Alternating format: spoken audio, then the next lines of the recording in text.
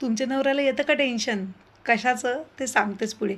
तर आज आहे माझा हॅपीवाला बर्थडे, तर मी तर खूप खुश आहे. पण माझ्या नवऱ्याला माझ्या बड्डेच्या 15-20 दिवस आधी टेन्शन आलेलं असतं.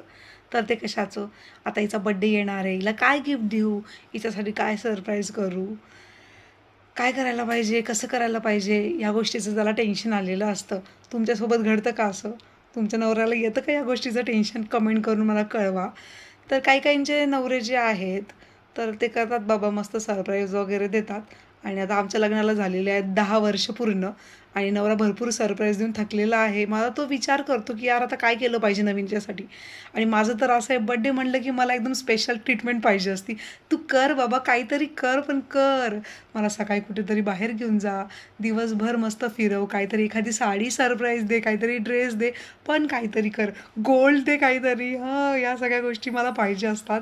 आणि मग नवरा विचारात पडतो आणि वरतून मलाच विचारतो, "कुठे बाहेर फिरायला जायचं का? पण तू म्हणशील तर आपण इथे-इथे जाऊया आणि नाहीतर मी तुला एवढे-एवढे पैसे देतो, याचं तुला जे करायचं ते कर तू. नाहीतर मग तुझ्यासाठी हे घेऊ का? तुझ्यासाठी ते घेऊ का? हे घ्यायचं का तुला?" पण असं त्याचं असतं. माझं म्हणणं असतं, काहीतरी मला सरप्राईज असं तू दे किंवा काहीतरी सरप्राईज असं कर. मलाच विचारून काय तुला सगळं करायचं असतं? तुमच्यासोबत घडतं असं?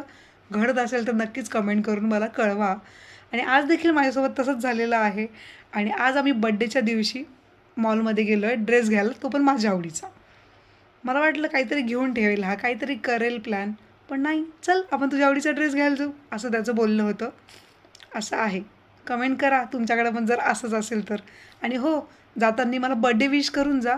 आणि बर्थडेचं गिफ्ट म्हणून तुम्ही मला Instaवर असाल तर फॉलो करू शकतात आणि YouTubeवर असाल तर सबस्क्राईब करू शकतात.